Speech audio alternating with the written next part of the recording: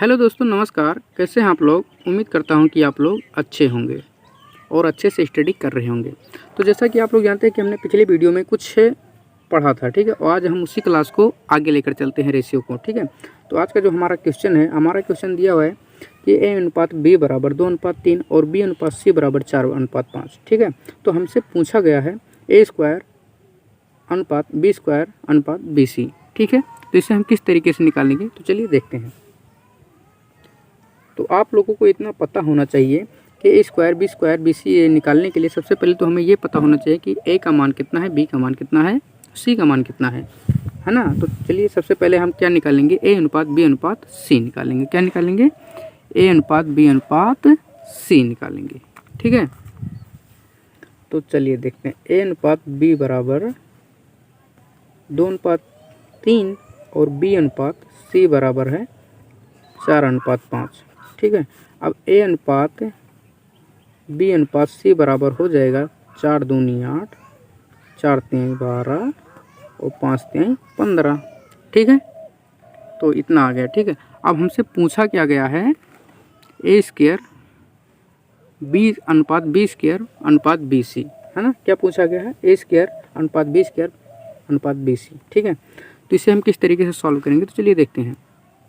जो कि अब जानते हैं, ए बराबर हो गया 8, बी बराबर हो गया 12 और सी बराबर हो गया 15, ठीक है। तो ए स्क्वायर अनुपात बी स्क्वायर अनुपात बी सी, ठीक है। अब चलिए देखते हैं। तो एक का मान 12, तो यानी कि 12 का स्क्वायर, एक का मान 8 है, 8, ठीक है। तो 8 का स्क्वायर, बी का मान कितना है 12, तो यानी कि 12 का स्क्वायर अनुपात बी सी पूछा है, यानी कि बी गुणे 15 यानी सी, है ना। तो चलिए देखते हैं। 8 का स्क्वायर हो जाएगा 64, 12 का स्क्वायर हो जाएगा 144 और 12 और 15 का अगर मल्टीप्लाई हम करेंगे तो हो जाएगा 15 दूना 30 और 15 कम 15 और 3 18, कितना हो जाएगा 18, ठीक है। अब इसे हम कैंसल आउट करेंगे, ठीक है। जब इसे हम 4 से कैंसल आउट करेंगे तो ये हो जाएगा 16 चौके 64, ठीक है, 36 चौका 144 और 45 चौका 180, ठीक है। तो हमारा कितना आ गया 16:36:45। चलिए देखते हैं ऑप्शन में हमारी है या नहीं है, चलिए देखते हैं ना। तो ऑप्शन नंबर हमारा कितना, कौन सा है? बी, ठीक है, जो कि हमें मिल रहा है। तो चलिए देखते हैं अगला क्वेश्चन। तो हमारा अगला क्वेश्चन क्या है, दिया है x अनुपात y अनुपात z, ठीक है। इसका मान दिया है 1:2:3 तथा x square plus Y square plus Z square बराबर 224 दिया है और हमसे पूछा गया है कि x plus Y plus Z का मान ज्ञात कीजिए। तो इसे हम किस तरीके से ज्ञात करेंगे, चलिए देखते हैं हल, ठीक है। अब हम क्या करेंगे, जो इसमें दिया है सबसे पहले उसे हम नोट कर लेते हैं, ठीक है। x अनुपात y अनुपात z, ठीक है। अब हम क्या करेंगे, देखते रहिए, ठीक है। अब हम क्या करेंगे, इसे हम मान लेते हैं कि x अनुपात y अनुपात z बराबर, इसे मान लेते हैं a, इसे मान लेते हैं 2a, इसे मान लेते हैं 3a, ठीक है। क्यों ऐसा कर रहे हैं, ताकि हम अभी जब आगे सॉल्व करेंगे तो इसके बराबर हो जाए, ठीक है। तो चलिए देखते हैं। अब हम क्या करेंगे, दोनों पक्षों का वर्ग करेंगे, यानी कि इसका और इसका वर्ग कर कर जोड़ देंगे। तो इसे हम लिख देते हैं, दोनों पक्षों का वर्ग करके जोड़ने पर, ठीक है। दोनों पक्षों का वर्ग करके जोड़ने पर, और जब दोनों पक्षों का वर्ग करेंगे तो ये हो जाएगा, और जोड़ेंगे तो x square plus Y square plus Z square, तो ये हो जाएगा a स्क्वायर प्लस कितना 4 स्क्वायर प्लस 9 स्क्वायर, कैसे 2 का स्क्वायर भी होगा ना। तो चलिए देखते हैं। अब हम जानते हैं कि a square plus B square plus x square plus Y square plus Z square बराबर दिया है 224, तो यहाँ पर हम लिखेंगे 224।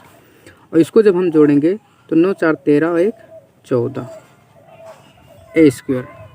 ठीक है, अब हम करेंगे क्या, ए का मान निकालेंगे। तो ए स्क्वायर 14 पे जब हम 224 में भाग करेंगे तो कितना हो जाएगा, तो इसको हम जब भाग करेंगे तो हो जाएगा 14 1 के 14। ठीक है, फिर यहाँ पर हो जाएगा 7 नहीं 8 और 14 छक 84, यानी कि 16 बार में डिवाइड हो जाएगा। यानी कि जब ए का मान निकालेंगे कितना हो जाएगा 4, क्योंकि ये जो स्क्वायर उधर जाएगा तो अंडर रूट हो जाएगा, यानी कि वर्गमूल निकालना पड़ेगा। अब हम क्या करेंगे, हमें दिया गया था कि x अनुपात, चलिए देखते हैं, x अनुपात y अनुपात z बराबर हम मान लिए थे a अनुपात 2a 3a। अब हमें जोड़ना है तो इसे हम जोड़ेंगे। तो चलिए देखते हैं, x plus Y plus Z, a का मान 4 प्लस 2a है तो यानी कि 4 दूनी 8 प्लस 3a है यानी कि 12।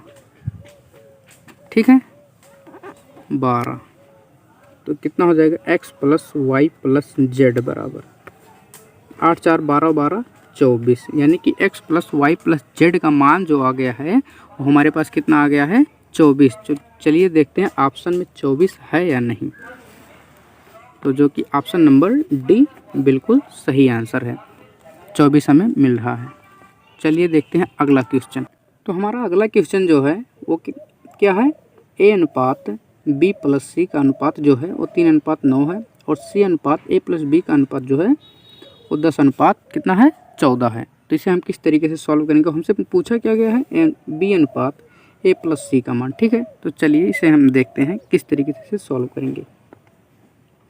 हाँ ठीक है, अब हमें जो दिया है पहले सबसे पहले उससे लिखते हैं, ए अनुपात बी प्लस सी का अनुपात कितना दिया है 3:9 और जो सी का है वो दिया है कितना 10:14। ठीक है, अगर अब देखिए इन दोनों को अगर हम जोड़ते हैं तो कितना हो जाएगा 12 और इन दोनों को अगर हम जोड़ते हैं तो कितना हो जाएगा 24। कितना हो जाएगा 24। अब देखिए ये हम इन दोनों को बैलेंस करेंगे, यानी कि इन दोनों को बराबर करेंगे। ठीक है, तो बराबर करने के लिए हमें क्या करना होगा, 12 में 2 से गुणा करना होगा, यानी कि 12 में 2 से गुणा करना होगा, यानी कि पूरे इक्वेशन में हमें 2 से गुणा करना होगा। किस तरीके से, चलिए देखते हैं। तो इस तरीके से हो जाएगा ए अनुपात बी प्लस सी 3:9 गुणा हो जाए 2, ठीक है, गुणा हो जाएगा 2 से, और जो सी अनुपात है ए प्लस बी 10:14, इसे हम किसी से भी गुणा नहीं करेंगे, एक से कर देते हैं क्योंकि उसी के हमें बराबर करना है। ठीक है, उसी के हमें बराबर करना है। तो क्या कितना हो जाएगा, ये हो जाएगा 6:18 और ये हो जाएगा 10:14। ठीक है, कितना हो जाएगा 10:14। ठीक है, तो अब हम इसे किस तरीके से सॉल्व करेंगे, चलिए देखते हैं। तो ये हो जाएगा a बराबर 6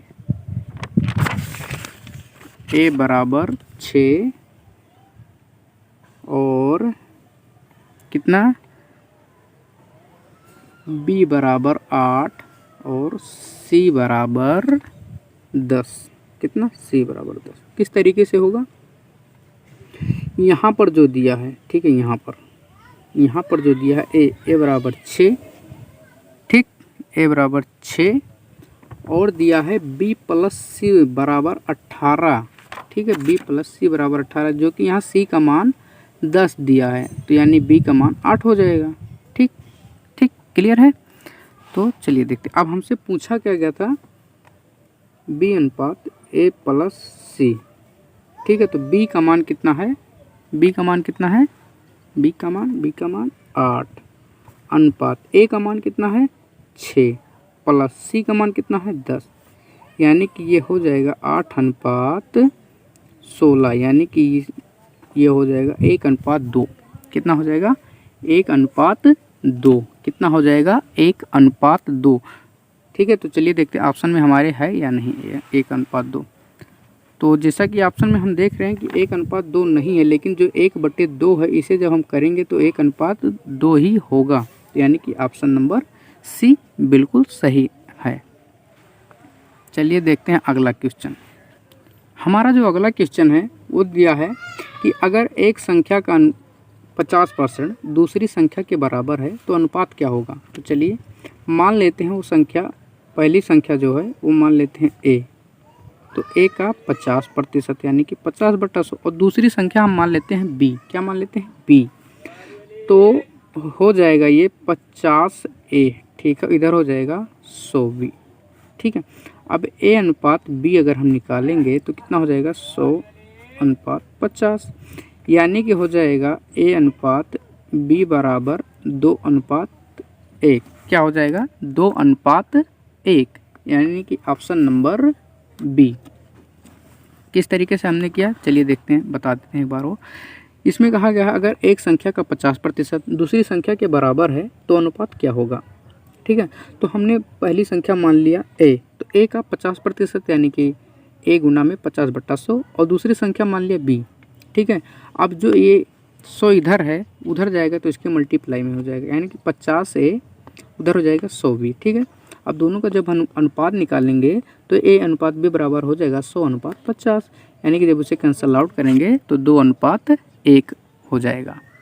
तो आज का वीडियो बस यहीं तक, मिलते हैं नेक्स्ट वीडियो में, तब तक के लिए जय हिंद।